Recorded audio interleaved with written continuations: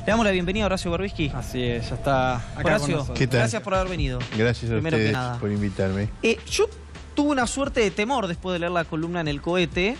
¿Cuál de ellas? La de, no recuerdo el nombre, pero que decía los millennials despiden al peso, o saludan la muerte del peso o algo parecido, en esta tensión entre devaluadores y dolarizadores. Porque fue una conversación que incluso tuvimos en el canal, que estaba Víctor Hugo, si yo mal no recuerdo, en el que Víctor dice, más abajo no puede ir la economía, pero sí se puede dolarizar, le digo yo, pero se lo dije como un... Hay un problema filosófico, siempre todo puede ir Siempre más todo abajo. puede ir peor. ¿Pero a qué te referías? Y con un eso? gobierno como este, además de que es posible, es también probable. ¿Por qué lo decís? Bueno, porque están llevando al país a una encerrona que no puede terminar bien. No hay forma de que termine bien, a pesar de los deseos que todos tenemos de que termine bien. Es muy difícil porque hay plantean que quieren reducir el déficit, pero lo aumentan. Plantean que quieren reducir la inflación, pero la aumentan. El endeudamiento no tiene precedentes en la historia argentina. Es de un nivel absolutamente inédito. Es el mayor endeudamiento de un país emergente en los últimos 2 años, desde que Macri forma parte del gobierno. El déficit del comercio exterior es récord histórico. Lo fue este año y lo va a hacer, lo fue el año pasado y lo va a superar este año. Entonces, si vos sumás todas las pinchaduras del globo por el cual se va escapando el fluido, no hay ingresos que compensen eso.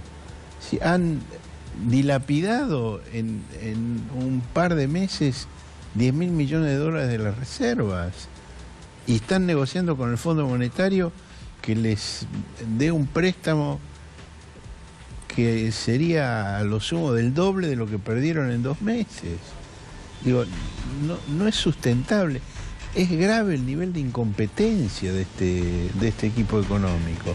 Yo leía el diario La Nación, creo que era hoy, ya se me mezclan los días con tantas cosas que uno hace, una columna extraordinaria de Joaquín Morales Solá, donde dice que es totalmente falso, que es un mito que hay que disipar, que Marcos Peña haya perdido poder, Hoy. que Mario Quintana haya perdido poder. Y en la página siguiente, el relato de la eyección del gobierno de Vladimir Bernik, el asesor de Peña y de Quintana, que condujo las últimas decisiones de política económica desde la conferencia de prensa del 28 de diciembre.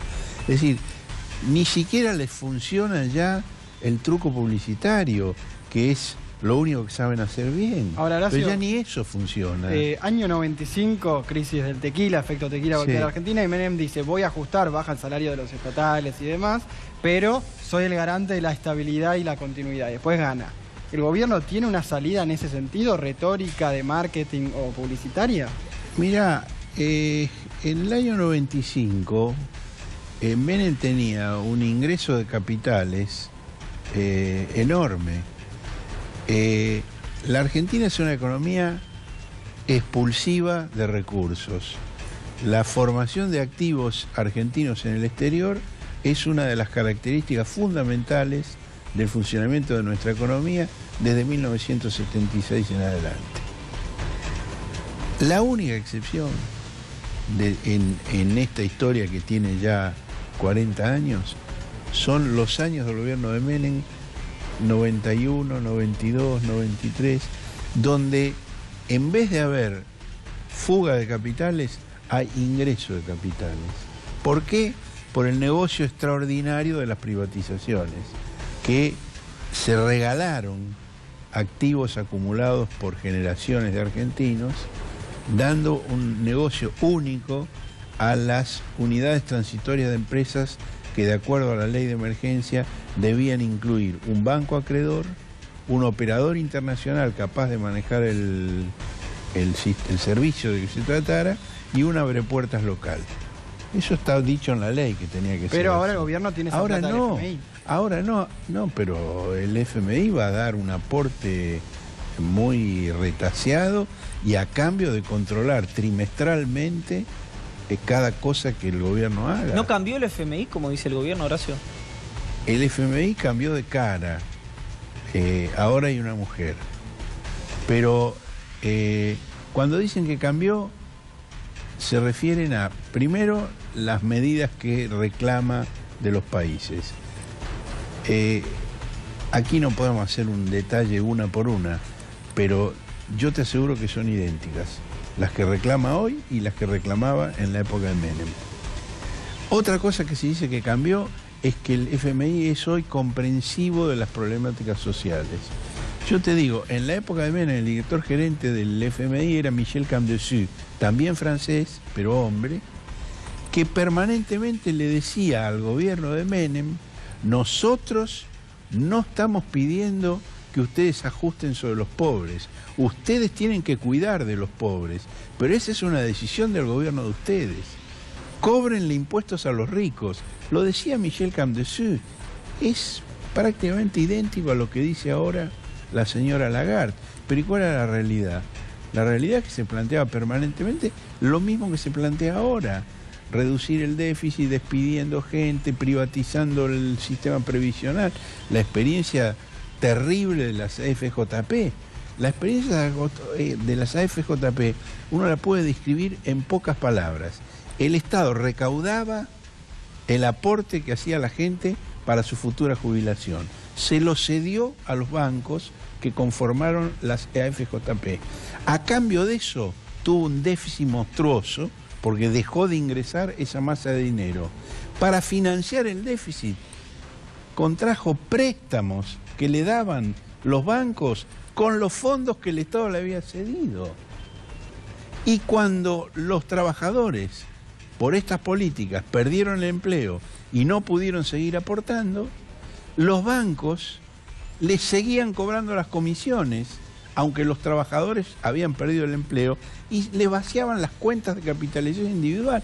Esa es la política del Fondo Monetario. Esa era, esa es y esa será mientras el Fondo Monetario sea el auditor de las grandes empresas transnacionales y de los gobiernos más poderosos del mundo para disciplinar a los países dependientes en incumplimiento de la propia letra de su carta constitutiva. ¿Ves corrupción, Horacio, en este gobierno? Enorme. Por ejemplo. Enorme. Bueno, el episodio de Mario Quintana. ¿Cuál tiene algunos capítulos? Tiene varios, bueno. Claro. Y hasta ahora se ha hablado de algunas empresas y no se ha hablado de otras, ya se va a hablar de otras. ¿Quién va a hablar de de que no me hagas hacer pronósticos.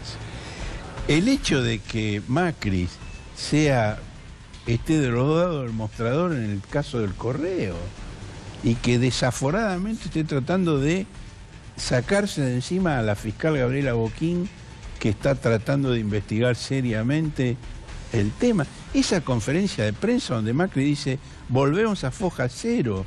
¿Cómo volvemos a foja cero? ¿En nombre de quién habla? Si el que había planteado la propuesta escandalosa no era el Estado, era la empresa. Mocoroa. ¿En nombre de quién habla? No. Sí, claro, Mocoroa Sí, como operativo. Sí, pero digamos, fue el Correo Argentino. Sí, claro, sí. El que planteó esa quita de tantos miles de millones de pesos. Y él dice: foja cero, volvemos atrás. ¿Quién vuelve atrás? Él está hablando por la empresa. Digo, está grabado, está filmado. ¿A qué te parece que le tiene miedo Macri? Cuando hablamos de periodismo, cuando hablamos de críticas, cuando hablamos de investigaciones. No, yo no sé, no sé si le tiene miedo a algo, no sé si tiene conciencia de dónde está parado, no sé si sabe en qué callejón de salida sin salida metido su gobierno. No sé si le tiene miedo a algo. ¿Lo ves perdido en ese sentido? Bueno, no hay más que oírlo cuando habla, ¿no? Dice cualquier cosa. Además, un día dicen una cosa, al día siguiente dicen la contraria. Hacen un diálogo de sordos, contestan con frases huecas, pero la realidad les está estallando todos los días. Horacio, que se entienda lo que te voy a preguntar, porque todo el mundo sabe el protagonismo que tuviste vos durante el menemismo. Sí. Pero en términos de cuadros políticos, de discusiones, de volumen, ¿extrañás un poco a los Dromi, a los Corach, a los Coan, a los Grosso en relación a un gobierno de esta naturaleza? A Grosso no, porque sigue estando. Está ahí en la mesa. Sí, es uno de los asesores principales del presidente. No es que no extraño a ninguno de ellos, pero digamos, el gobierno de Menem tenía, digamos, un personal político y económico reaccionario, pero altamente calificado. Este gobierno, digo, los ministros que tiene, digo, Caputo, ¿qué entiende de economía Caputo? Caputo es un traficante de préstamos, de créditos, de offshore, es un especialista en fuga. Digo, estas empresas que él no declaró no se ocupaban de traer inversiones a la Argentina, se encargaban de fugar dinero a la Argentina. Y él confesó en una de sus intervenciones, porque Marcos Peña había dicho que era un jugador de las grandes ligas que venía a jugar aquí y que había que agradecerle. En efecto, sí. Pero el propio Caputo lo desmintió. Le dijo, no, es un pequeño fondo de amigos y parientes buscando seguridad jurídica para su dinero. ¿Seguridad jurídica dónde? En el exterior. Dinero no declarado que se fugaba de la Argentina. La especialidad de Caputo es esa. Si se le llega a complicar el escenario electoral al gobierno para el año que viene, ¿pensás que pueden jugar otra carta que no sea Mauricio Macri candidato? Yo, de pronósticos electorales, prefiero no hablar, pero sí les puedo decir que yo el año pasado hablé con Horacio Rodríguez Larreta y con María Eugenia Vidal, por separado, con cada uno, respecto de la posibilidad de que no se produjera la reelección de Macri y que hubiera una candidatura alternativa. Y los dos, sin coordinarse, porque fueron momentos distintos, me dijeron exactamente lo mismo. Si Macri no puede ser candidato a la reelección, es porque se pudrió todo. Y si se pudrió todo, no hay espacio para ninguno de nosotros tampoco. Se hunde todo junto. Fuerte. Por eso, el candidato de Cambiemos en el 2019 es Macri, no hay otro, no hay otra posibilidad. Ahora, si ocurre esto que temen Vidal y Rodríguez Larreta, tampoco ellos. Horacio, ¿tenés más datos del blanqueo? Tengo. ¿Y los vas a publicar eventualmente? Sí. ¿Querés dar iniciales, sugerencias, No. una hoja de ruta, No. una brújula, No. un anticipo? Cada cosa en su momento. Horacio, se publicó un libro a propósito de... Digo, yo lo dije el domingo en la radio, que hay ciertas figuras en la Argentina donde a través de su biografía se pueden entender procesos de los últimos 40, 50, 60 años, y una es Horacio Berbisky. ¿En qué consiste el libro? Se llama Vida de Perro, ¿no? Para el que no está al tanto de esto. Sí, es un análisis de la política argentina desde 1955 hasta Macri. Es una serie de entrevistas que me hizo Diego Stulwerk, que es un filósofo marxista, profesor de filosofía, que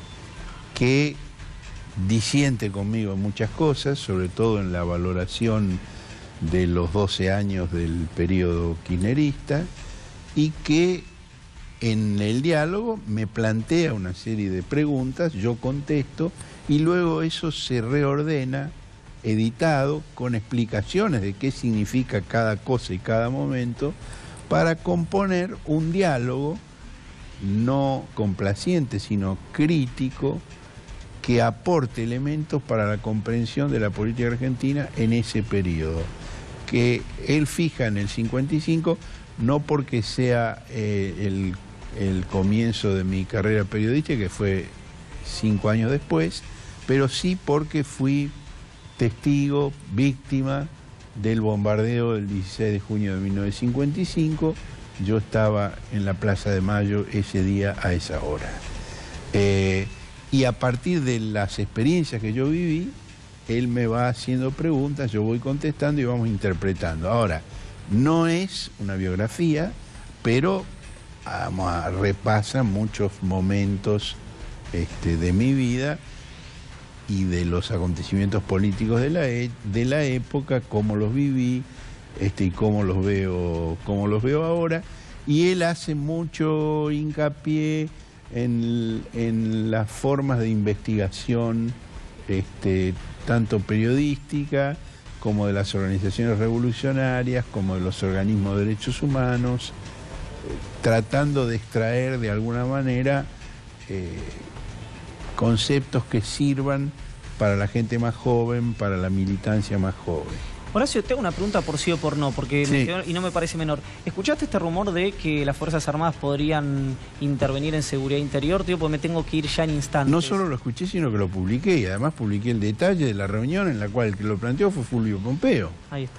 Fulvio Pompeo, que es el coordinador de los ministerios de Relaciones Exteriores, Defensa y Seguridad, designado por el presidente Macri, que hizo una serie de reuniones donde planteó la conversión de las Fuerzas Armadas en una Guardia Nacional al estilo de la de Panamá, lo cual provocó una reacción de mucha inquietud en las Fuerzas Armadas. Gracias, Horacio. A ustedes. Todo a su tiempo, dijo Horacio Berbisky, sobre las publicaciones y la investigación que tiene, cuánto le costará dormir a algunos, ¿no? Me quedé con lo del blanqueo y con lo de Mario Quintana, así que vamos a estar atentos a lo que haga Horacio Berbisky en las próximas semanas.